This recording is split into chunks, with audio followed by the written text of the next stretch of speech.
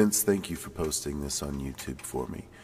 To give you guys a little bit of background on who I am a doctorate of interstellar anthropology.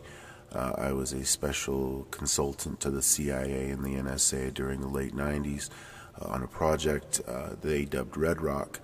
The U.S. government had somehow come into possession information that in Iraq, in the ruins of the ancient city of Ur, Sumerian city, the archaeologists working there, some French archaeologists, had found a device, and I was brought in as an expert on this culture, as an expert on these ancient artifacts, to basically tell them what I thought it was and what I thought it would do. A very strange device. It was really cool, though. It had crystals and, let's just say, a lot of moving parts for something that was at least 4,000 years old. And what I told them was that, according to legend, this was a device so powerful that only kings were allowed to know how to use it. And those kings passed down this knowledge. It was a very complex series of basically procedures that had to be met, and the machine would then create a very low frequency of sound. This was capable of moving large stones. This was capable of destroying your enemies. This was capable of creating rain. This was capable of creating earthquakes. This was basically the most powerful device ever to be on this planet. And the U.S. government was very concerned that Saddam Hussein was going to get his hands on this, figure out how to use it, and the rest would just be, utter hell. So I was brought in to figure out how we could get in there and find the device. If they could come up with some pretext to get us into Iraq, was what they said, would you know where to look for it and how to remove it? I explained to them what they would need from just a pure physics standpoint to remove the device and transport it. After about 5 minutes of them discussing it, they said that could be arranged and they'd get back to me. And indeed, over the next few years, I was called in on multiple occasions to consult with them for them to get my insights on some of these legends.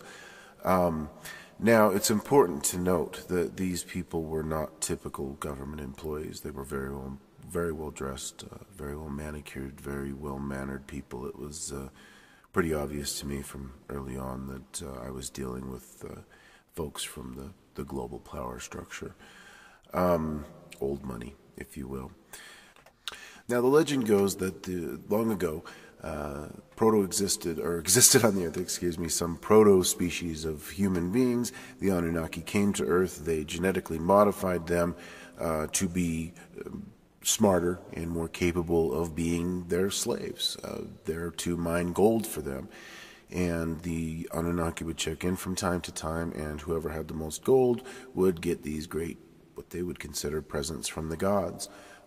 That could range with it from anything from the destruction of one's enemies to maybe a good harvest that year, because the rains would come. And indeed, this device that they found in Ur was believed to have been one of those presents. It was something that was very powerful, and that when used correctly could be aimed in the right direction to control the weather. It could cause an earthquake.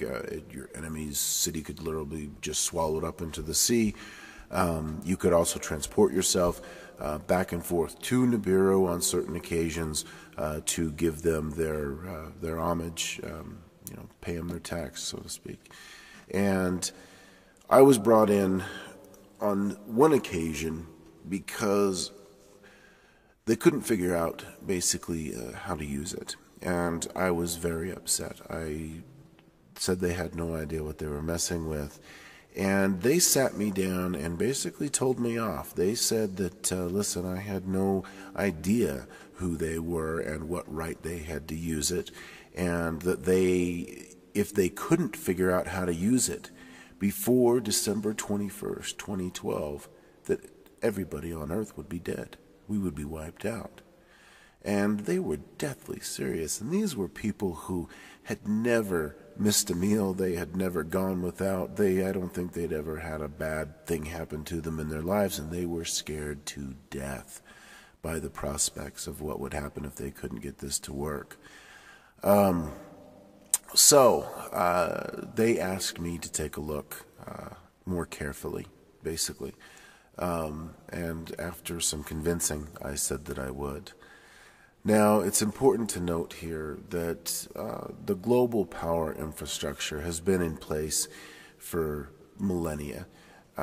It doesn't matter who's President of the United States. It doesn't matter who's Secretary General of the United Nations.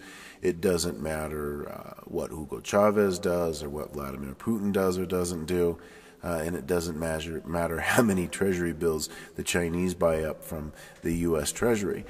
What matters is that a select few on this planet control a vast majority of the wealth. And they have done this since the beginning of time, basically, because they were the ones that were favored by the Anunnaki. They're the ancient kings of the Sumerian civilization. And my being an expert in this, I was asked basically to figure out if I could translate some old tablets that are the instruction book on how to use the device. And to make a long story short, I did, and it does work. Now, the U.S. government already had some of this type of technology figured out by retro-engineering quote-unquote UFOs that they had found. A great example is HAARP, the High Frequency Active Aural Research Program up in Alaska.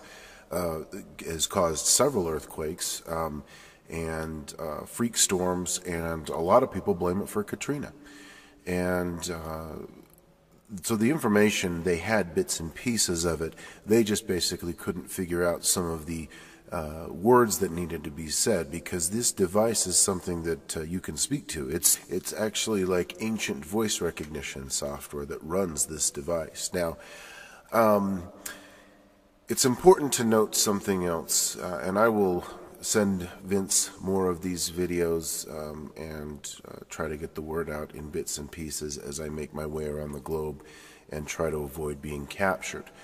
But for right now, suffice it to say, there is a reason why everybody wants to buy your gold. Right now they're doing everything that they can, the powers that be, to keep a lid on one of the biggest heists in history, which is the fact that Fort Knox is empty. The U.S. gold reserves were looted and taken to France. From France they were taken to Belgium, and currently they reside, I believe, somewhere in Russia. The gold reserves in China, however, are very attractive to these folks, and they are planning a series of attacks. The Stuxnet computer worm virus that attacked Iran's nuclear reactors was designed by this group. I've always just referred to them as the powers that be. The mainstream media is controlled by them. They don't report on them. The stories that come out about them are quickly shuffled to the side or laughed off as just being silly. But these folks do control the world, and the reason they want to try to keep things from going bananas is they want to be able to buy up as much gold as they can. And so they're trying to get everybody they can to send in their little gold trinkets, their old necklaces. They're smelting them down, and they're getting ready for when the Anunnaki come back. And now that they've got the device working, they feel like they can complete this plan. Because I know what they were trying to do, they want me dead, and they'll stop at nothing to see that that happens. They blew up an entire wing of my university, destroying my lab, destroying my records, destroying my work, just to try to kill me. And unfortunately for them, there's a piece of information that I did not tell them about the device. A trump card, if you will, that I decided to keep in my back pocket just in case they tried to somehow double-cross me. And I'm going to end this for right now. I will tell you all about it in part 2. I won't tell you where I'm going, but I'll talk to you next time. Over and out.